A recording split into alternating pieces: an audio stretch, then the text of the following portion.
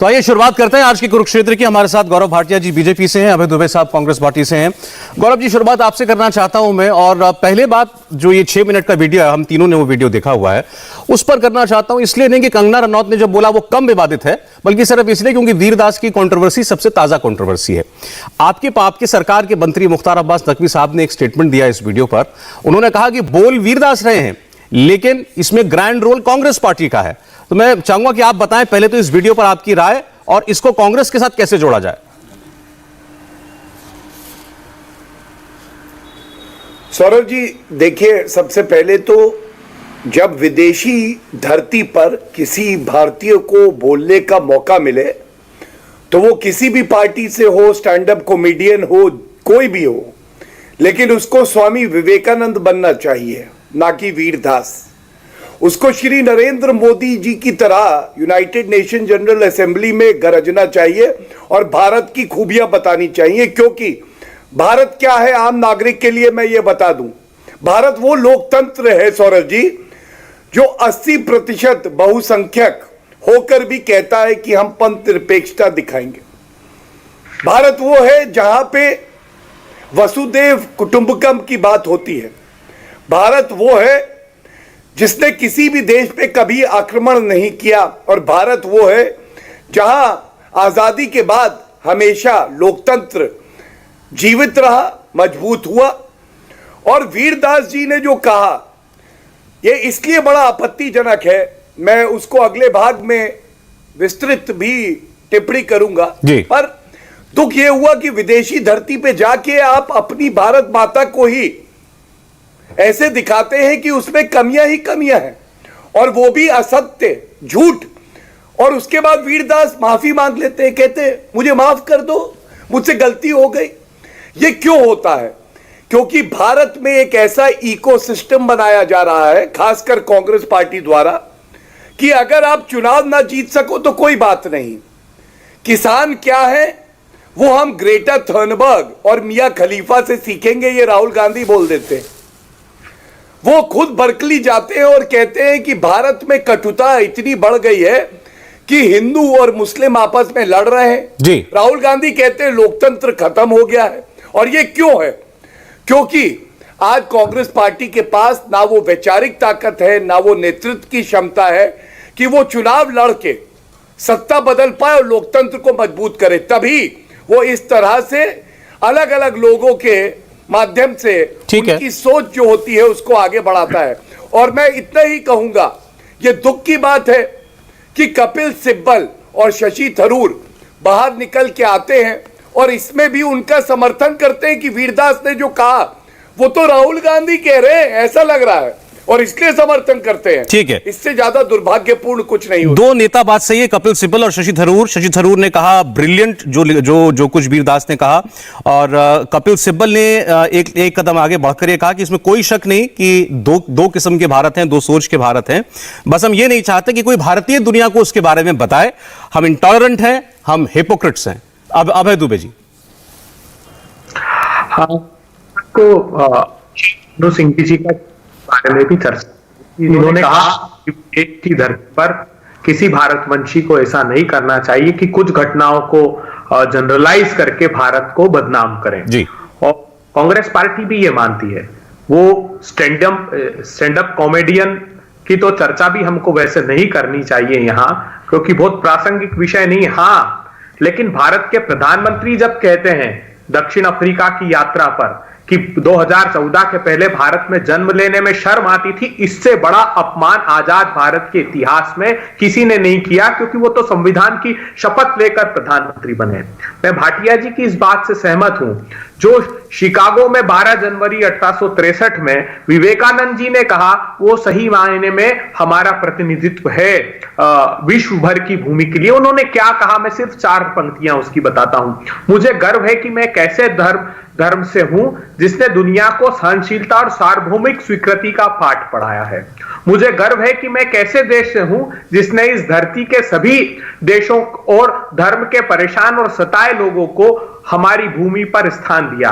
उन्होंने कहा कि सांप्रदायिकताएं, कट्टरताएं और इसके भयानक वंशज हठधर्मिता लंबे समय से पृथ्वी को अपने शिकंजे में जकड़े हुए हैं। उन्होंने पृथ्वी को हिंसा से भर दिया है और वो आगे कहते हैं कि अब इनका समय समाप्त हुआ। मुझे तो ऐसा प्रतीत हुआ कि वो भारतीय जनता पार्टी के लिए ही पढ़ा गया हो। खास करके बात साफ है, किसी को भी विदेशी भूमि पर भारत के अपमान करने का अधिकार नहीं। लेकिन मैं विनम्रता पूर्वक भारतीय जनता पार्टी से पूछना चाहता हूं, क्या एक बार आत्मचिंतन, आत्ममंथन, आत्मलोचन आपने हृदय पर हाथ रखकर किया कि जब यूरोपीय यूनियन के देश ग्लोबल हंगर इंडेक्स की रिपोर्ट विश्वव्यापी जारी करते हैं और भारत उसमें भूखमरी में 101वें स्थान पर सबसे निचले स्तर पर आ जाता है, तब क्या भारत को हृदय पर हाथ रखकर सोचना नहीं चाहिए?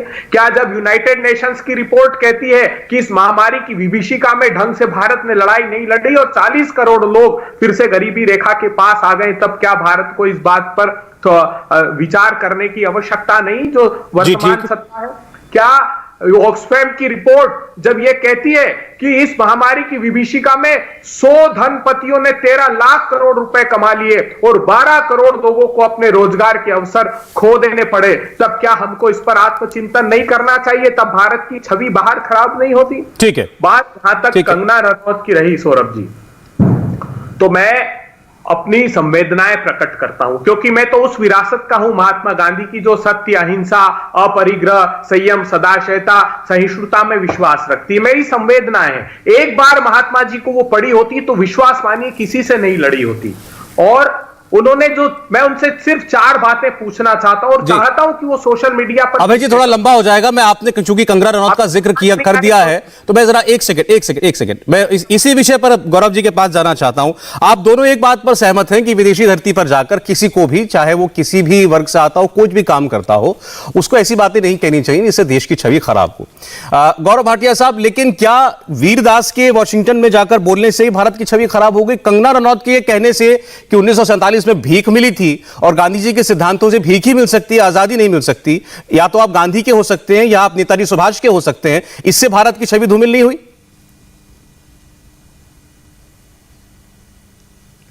सौरभ जी देखिए, जो कंगना रनौत ने कहा वो बिल्कुल भी उचित नहीं है, लेकिन कंगना रनौत ने जो कहा वो विदेशी धरती पे शायद नहीं कहा, जो मेरी जानकारी है, आप भी जानते हैं ये बात। मैं कुछ और बात कह रहा हूं इकोसिस्टम की।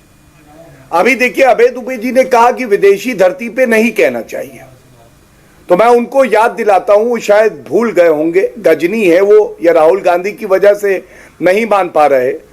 बर्कली गए थे राहुल गांधी, उन्होंने कहा भारत में असहिष्णुता बढ़ गई है, ये कहा। दूसरा, उनसे किसी ने पूछा सिंगापुर में कि आपके परिवार की वजह से भारत को नुकसान हुआ है, तो उन्होंने कहा डायनेस्टी इज द नॉर्म, वंशवाद से ही भारत चलता है। अब आप बताइए, यहां पे तो कर्तव्य परायणता और मेहनत से, ईमानदारी से एक गरीब परिवार से भी एक सदस्य देश का प्रधानमंत्री बनता है, नरेंद्र मोदी जी, और ये कहते हैं वंशवाद से देश चलता है। क्या भारत में लोकतंत्र नहीं बचा है? ये तो राहुल गांधी कहते हैं ना। कैम्ब्रिज एनालिटिका से समझेंगे कि भारत में किस तरह की विविधताएं हैं और फिर भी एकता है। मियां खलीफा बताती है कि खेती कैसे होती है राहुल गांधी को। और आप याद करिए, जब चुनाव हार गए थे, इलेक्शन कमीशन ऑफ इंडिया ने चुनौती दी कि आप कहते हैं ईवीएम खराब है, ईवीएम को हैक करिए। भारत में तो कोई नहीं आया। जो कपिल सिब्बल, सौरभ जी आज ट्वीट कर रहे हैं, ये लंदन गए, कहने लगे वहां पे एक शुजा करके आदमी है, ढका हुआ आया चेहरा, और ये ईवीएम हैक करेगा, लेकिन ईवीएम हैक नहीं हुई। ये प्रयास क्या था आपको मालूम है कि श्री नरेंद्र मोदी जी के नेतृत्व में भारत आगे बढ़ रहा है, तो उसकी छवि धूमिल कैसे करें?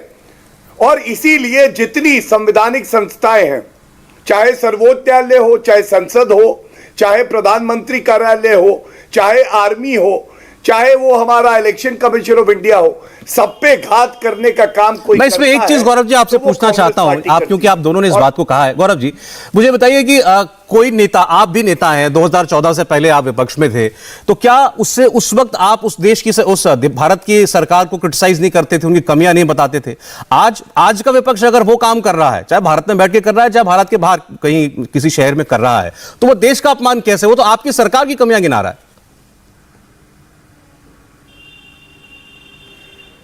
अच्छा, आप मुझे ये बताइए कि जब ये कहा जाता है कि ईवीएम हैक होती है और जो लोकतंत्र में चुनाव होते हैं उसमें पारदर्शिता नहीं होती, इट लैक्स क्रेडिबिलिटी, क्या ये किसी सरकार की आलोचना है? मुझे तो ऐसा नहीं लगता सौरभ जी। दूसरी बात, अब वीरदास ने जो कहा, देखिए ये आप कांग्रेस पार्टी में भी सुन लेंगे। हम सब जानते हैं भारत की आत्मा क्या है, हिंदू धर्म और हिंदुत्व, यह आत्मा है। राहुल गांधी ने क्या अभी नहीं कहा था कुछ दिन पहले हिंदुत्व को बदनाम करने के लिए कि सिखों को और मुसलमानों को मारो, यह हिंदुत्व सिखाता है। सलमान खुर्शीद ने अभी बोको हरम और आइसिस से क्या तुलना नहीं करी थी हिंदुत्व की?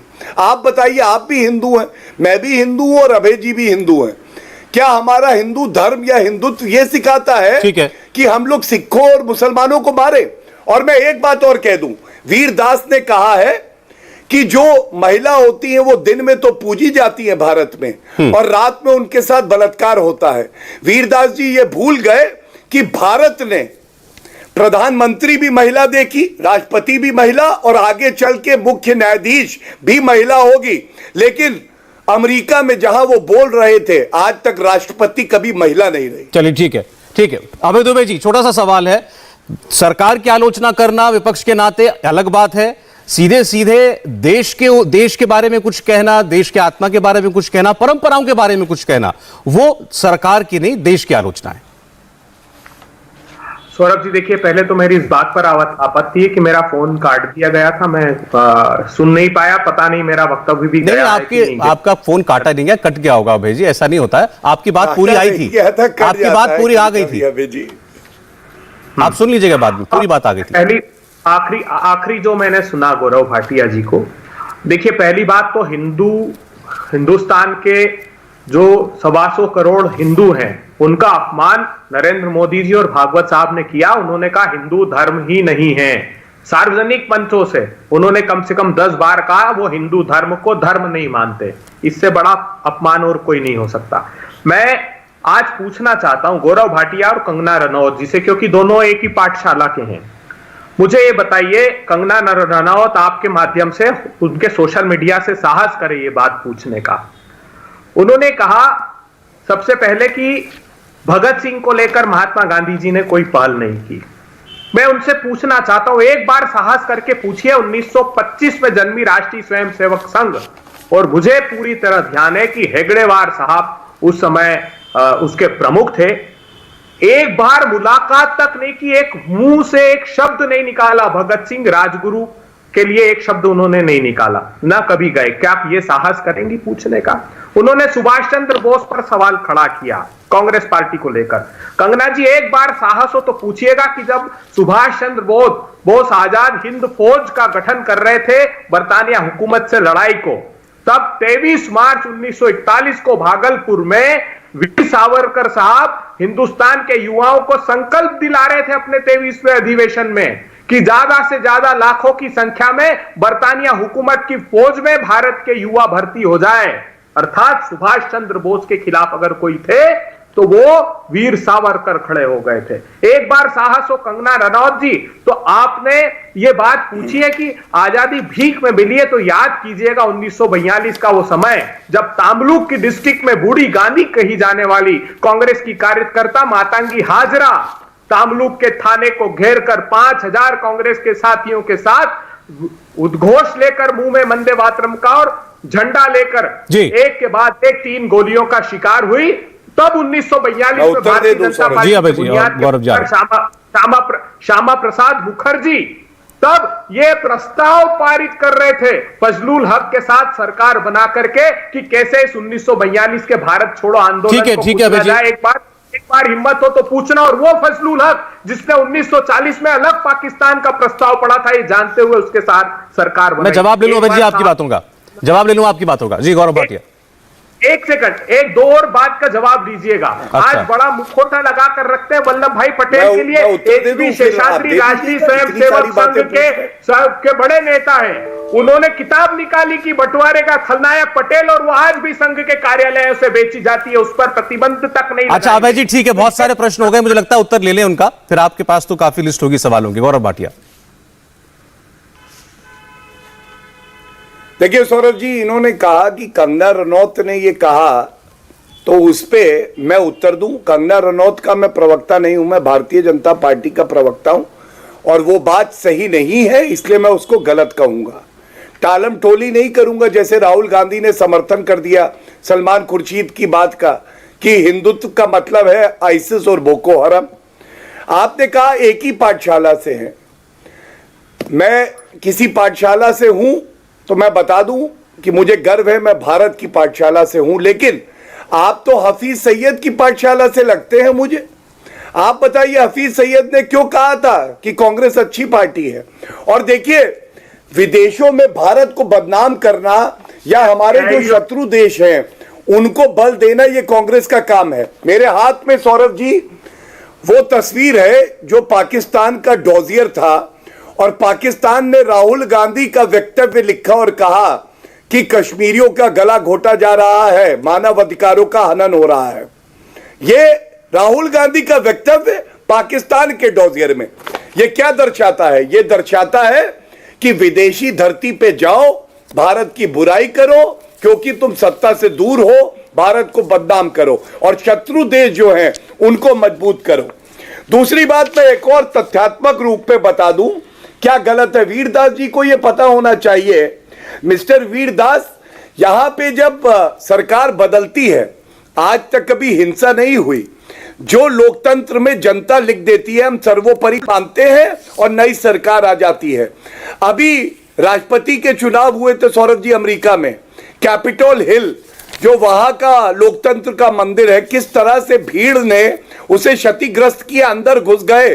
तो आप ऐसी भूमि में जाके भारत को तो बुरा कहेंगे, लेकिन अमेरिका में बोल रहे हैं वहां की जनता को जो कमियां हैं वो भी दिखाते तो अच्छा लगता।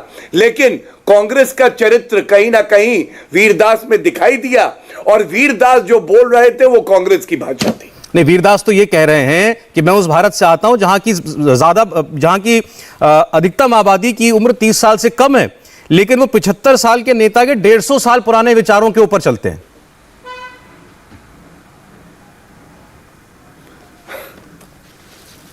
नहीं, अगर सौरभ जी, मैं सिर्फ इतना कहूंगा, वीरदास जी ने बहुत सी आपत्तिजनक बातें कही हैं। दो का उदाहरण मैं दे चुका हूं, एक बलात्कार पे, और जब आप कह ही रहे तो आंकड़ा दे दूं। अमेरिका जहां वो बोल रहे थे, तो 1 लाख की जनसंख्या पर यूएसए में जो रेप होता है वो 36 है, 36 का आंकड़ा, और भारत में 5.7, मतलब 6.5 गुना ज्यादा है अमेरिका में। लेकिन वो बता रहे हैं कि हम यहाँ पे महिलाओं को दिन में पूछते और रात में बलात्कार करते हैं। ये उसी तरह से है जैसे कांग्रेस पार्टी है। ये लोग भी केवल और केवल इस तरह के ओछे बयान देते हैं जैसे पूरे भारत में महिलाओं का सम्मान नहीं होता, जबकि सबसे ज्यादा बलात्कार राजस्थान में होते हैं। चलिए ठीक, दिखते नहीं। चलिए ठीक है, अभय दुबे जी। देखिए सौरभ जी, भारतीय जनता पार्टी के लोग बहुत पाकिस्तान की शरण में जाने के अभ्यस्त है। जब भी ये महसूस करते हैं कि भारत में इनकी उपलब्धियां नहीं है, तो कभी हाफिज शहीद की शरण में चले जाते हैं, कभी पाकिस्तान का डोजियर उठा लाते हैं। अरे इनसे पूछिए, बांग्लादेश में हिंदुओं का कत्लेआम हुआ है साहब, प्रधानमंत्री जी ने एक शब्द भी कहा, कश्मीर में छाट छाट कर वो इतिहास दोहरा रहे हैं। जब 1990 के दशक में आपकी साझा सरकार थी और हिंदुओं का कत्लेआम कश्मीर में किया था, वो कहानी दोहरा रहे प्रधानमंत्री जी ने, एक शब्द भी नहीं बोला। अरे किस मुंह से कहते हो जब हिंदू धर्म को धर्म नहीं मानते हो?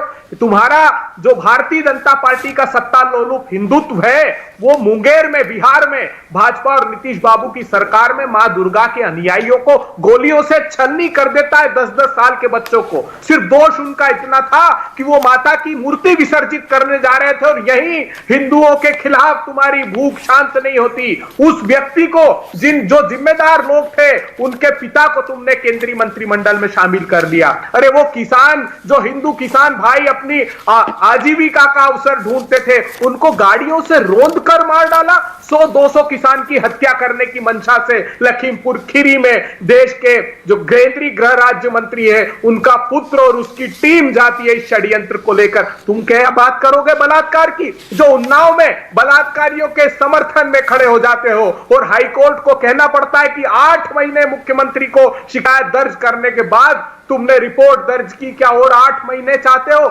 इतना ही नहीं, उस बच्ची के पिता को पुलिस अभिरक्षा में हत्या करवा देते हो, उनके परिवारों पर ट्रक चढ़वा देते हो। इससे ही भूख तुम्हारी शांत नहीं होती कि हाथरस में हिंदू रीति रिवाजों के खिलाफ एक बेटी पर रात के अंधियार में पेट्रोल डालकर आग लगा देते हो। तुम हिंदू धर्म के अनुयायी नहीं हो, तुम तो रावण के चारण हो, तुम उसके अनुयायी हो। ये कहने में मुझे दुख होता है। आपने कहा कि आपने बीजेपी से कहा कि इनका हिंदुत्व हिंदुओं के ही खिलाफ है। अब ये पूछते हैं आपसे कि आपने कहा बांग्लादेश में हिंदुओं का नरसंहार हुआ, पीछे बहुत वारदातें हुई, उस पर ये कुछ नहीं बोले। इनसे जुड़े संगठन त्रिपुरा में उसके खिलाफ रैली निकाल रहे थे, उसको लेकर के महाराष्ट्र में आग लगा दी गई एक समुदाय की तरफ से, ये आपने भी देखा। तो उस वहां तो आपकी सरकार है, वहां वो कैसे हो गया?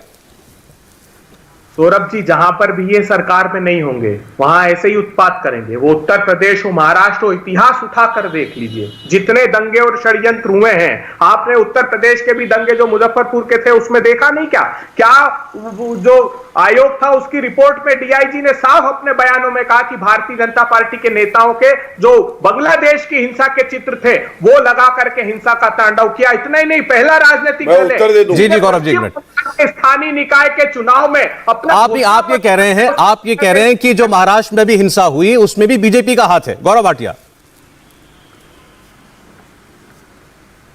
देखिए सौरभ जी, इन्होंने 2-3 बातें उठाई, चर्चा का विषय कुछ था, ये कहीं चले गए, लेकिन अब बिंदुवार तरीके से मैं उत्तर दे दूं।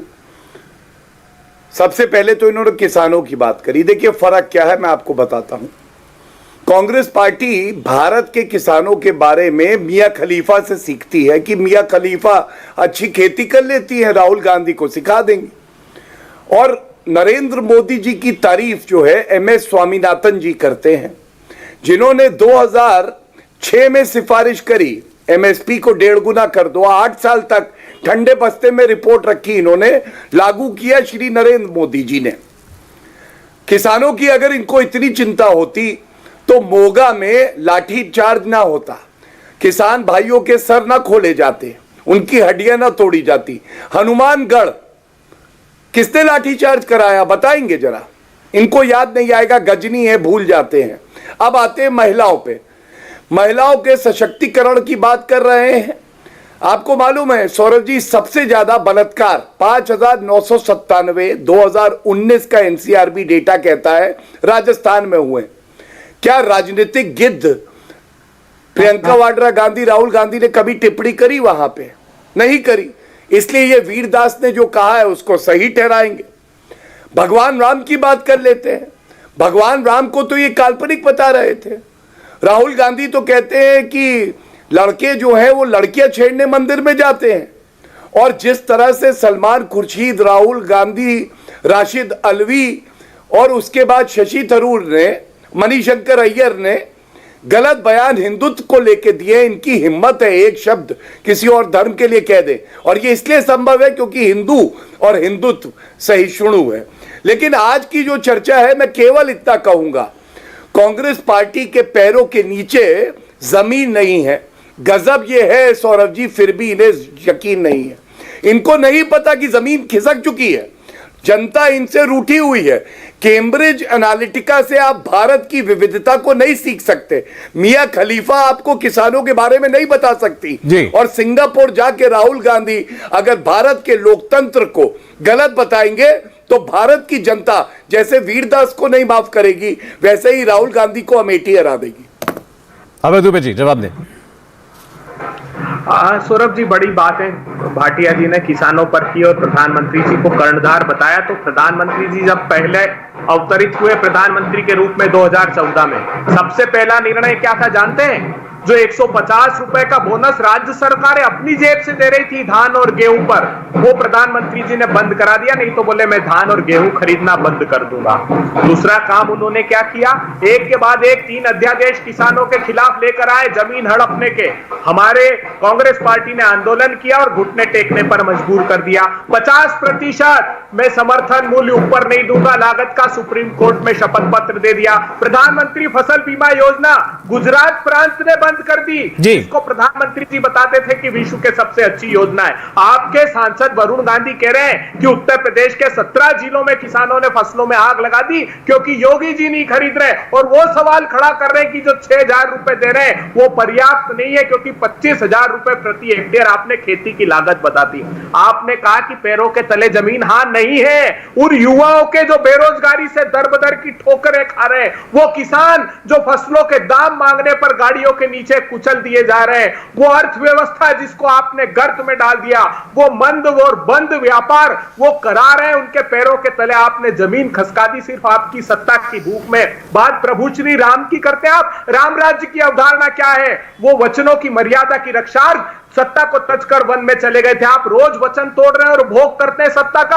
अरे आपके संस्कृति मंत्री ने लोकसभा में जवाब दिया पटल पर कि माता सीता के पैदा होने के कोई प्रमाण ही नहीं है। उन्होंने माता सीता को काल्पनिक बना दिया। आपकी भारतीय जनता पार्टी की सरकार 1998 में गई तमिलनाडु और अटल बिहारी वाजपेयी जी ने कहा कि मैं राम सेतु तोड़ने आया हूं, अन्ना दुराई का स्वप्न साकार करूंगा। इससे ही आपका मन नहीं भरा। 2001 के बजट में आपने वो पुल को तोड़ने का बजटरी प्रोविजन तक कर दिया, और आज आप में पाठ पढ़ाते हैं। अरे हिंदुस्तान की जनता की सुध लीजिए, भगवान शंकर से प्रेरणा लीजिए। भगवान शंकर ने सृष्टि को बचाने के लिए विष को कंठ में धारण किया था, आप विश्व वमन कर रहे हैं। भगवान श्री कृष्ण से प्रेरणा लीजिए, जिन्होंने तीर प्रदान किया। आप चीर हरण करने वालों के चलिए ठीक है, उत्तर दे रहे हैं आपकी बातों का, ये आप सुनेंगे। सौरभ जी देखिए, इन्होंने भगवान शंकर की बात करी कि उन्होंने विष को कंठ में धारण किया था। तो भारत के लोकतंत्र ने और मोदी जी ने भी कांग्रेस रूपी विष को कंठ में ही धारण कर रखा है। ना थूकते बनता है, ना निगलते बनता है, इतनी जहरीली है कांग्रेस। और देखिए इनकी बातों में कितना विरोधाभास था। ये भूल जाते हैं कि जिन 3 किसान के कानूनों की ये बात करते हैं, मेरे पास इनका मैनिफेस्टो है। इन्होंने तो कहा था कि मंडी समाप्त कर देंगे। चैप्टर 7 है 11 नंबर का बिंदु। तो ये तो इनका एक झूठ। 1.5 गुना आपने तो एमएसपी नहीं करी ना। सर्वोच्च न्यायालय का शपथ पत्र बात का है या 1.5 गुना एमएसपी करने का फैसला? मैं समझता हूं 1.5 गुना एमएसपी करने का फैसला ही है। और मैं आपको 3 उदाहरण सौरभ जी देता हूं किस तरह से जब भी भारत की एकजुटता की बात आती है तो ये पीछे से घात करते खंजर लेके। कोविड में राहुल गांधी ने बदनाम किया, कहा मोविड है ये, इंडियन स्ट्रेन। देश लड़ रहा था कोविड को परास्त करने के लिए, राहुल गांधी कह रहे थे ये मोविड है, इंडियन स्ट्रेन है। चीन से हमारी वीर सेना टक्कर लेती है गलवान वैली में, और राहुल गांधी कहते हैं सरेंडर मोदी, जबकि मोदी जी देश के प्रधानमंत्री हैं। लेकिन फिर भी हमने पुरजोर तरीके से उनको जवाब दिया, वो पीछे हटे। और तीसरा पुलवामा का आतंकवादी हमला। जब पुलवामा हमला हुआ तो 2 घंटे के अंदर सुरजेवाला और कांग्रेस जी ने कहा, कांग्रेस क्या बोली, कहते ये होम ग्रोन टेररिज्म है। और पाकिस्तान से इनके तार क्यों जुड़े हैं? क्योंकि इमरान खान ने माना कि पुलवामा उन्होंने कराया था। बालाकोट एयर स्ट्राइक करके मोदी जी ने दिखाया कि भारत की 56 इंच की छाती क्या है और घुस के ठोका। लेकिन ये पाकिस्तान को क्लीन चिट दे रहे थे, ये नहीं भूलना चाहिए। ठीक है। मैं केवल इस बात से अंत करूंगा, ये जो जहरीली सोच है, अगर हिम्मत है तो इनको चुनाव लड़के जीतना चाहिए। सत्ता आपके पास आएगी, हमारे पास आएगी, लेकिन देश सबसे बड़ा है। जब आप देश को खंडित करते हैं, उसकी अखंडता पे प्रहार करते हैं, इसीलिए ऐसा है कि आज आप सिकुड़ के छोटी सी नन्ही मुन्नी पार्टी बन गए। और उत्तर प्रदेश में भी चुनाव है, वहां पे भी देखिएगा आपका खाता नहीं खुलेगा। चलिए देखते हैं। तो अभय दुबे जी। सौरभ जी देखिए, भारतीय जनता पार्टी की सत्ता की भूख ने इस महामारी की विभीषिका में हिंदुस्तान को बर्बाद किया। याद कीजिए जनवरी का वो समय जब प्रधानमंत्री जी वर्ल्ड इकोनॉमिक फोरम को एड्रेस कर रहे थे, उन्होंने कहा कि हमने महामारी पर विजय हासिल कर ली, जबकि विश्व भर की ये रिपोर्ट कह रही थी कि अमेरिका के 3 महीने बाद दूसरी वेव हिंदुस्तान में आएगी कि जो बहुत घातक होगी। इन्होंने जब हिंदुस्तान को समय रहते न ऑक्सीजन मैपिंग की, न दवाइयों को उपलब्ध कराया, जिससे हिंदुस्तान इस महामारी की विभीषिका में हिंदुस्तान के लोगों को अपने प्राण गंवाने पड़े। ये बड़ी बात कर रहे थे पुलवामा हमले की। अरे कहां थे प्रधानमंत्री, बताओ देश को।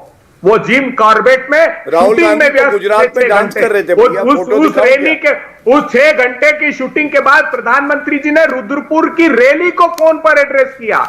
पूरे विश्व के ये इतिहास देखिए, राहुल गांधी डांस कर रहे हैं सौरभ जी, इतनी बड़ी संख्या में पुलवामा हमारे हमले के बाद। सैनिकों ने शहादत दी हो और उनके डिलीट हो गया। कर्णधार रैली को संबोधित कर रहे हैं। आपने बड़े किसानों की बात की, अभी तो आपकी सरकार ने घोषित की है, एनएसओ ने रिपोर्ट जारी की, एक किसान की औसत प्रतिदिन की आय सौरभ जी 27 रुपए रह गए। जी अभय जी, 70,000 रुपए प्रति किसान को कर्ज में इन्होंने डाल दिया। इन्होंने क्या कहा था फरवरी 2016 में, मोदी जी ने कहा था किसान भाइयों 5 साल में आपकी आमदनी। समय अभय जी समय चला गया है, लेकिन फिर भी अंत में एक रिबटल आपकी बात का गौरव दे दे, बहुत बहुत शॉर्ट में।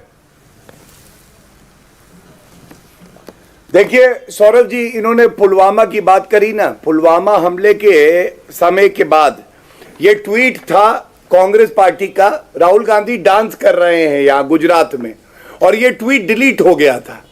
ये डिलीट क्यों हुआ, ये खुद में दर्शाता है कि जब भी कांग्रेस पार्टी चाहे सत्ता में हो चाहे विपक्ष में हो जी, एक काम बखूबी करती है कि देश के लोकतंत्र को दीमक की तरह खाओ, जब तक कि हमें सत्ता ना मिले, और सत्ता में होंगे तो जनता को लूटेंगे, और इसीलिए जनता ने इनको सबक सिखाया। बहुत बहुत धन्यवाद करूंगा मैं गौरव भाटिया जी और अभय दुबे आपका। चर्चा हमने आज शुरू की थी कंगना रनौत के बयान से, वीरदास के उस वीडियो को लेकर के। उनके बारे में इतना ही कहेंगे कि कंगना रनौत जी बहुत सफल कलाकार हैं, उनकी राजनीतिक विचारधारा जो भी हो, कम से कम विवादों में देश के नायकों को मना लाएं, खासतौर पर आजादी के नायकों को। और दूसरा, वीरदास जी से भी ये कहेंगे, आप भी किसी सोच के हो सकते हैं, लेकिन अपनी बातों में कम से कम ऐसी बातें ना कह दें जो देश को अपमानित करें। बहुत बहुत धन्यवाद आप दोनों मेहमानों का। इंडिया टीवी हर वक्त हर जगह डाउनलोड करने के लिए सर्च करें India TV news Google play store या ऐप स्टोर पर।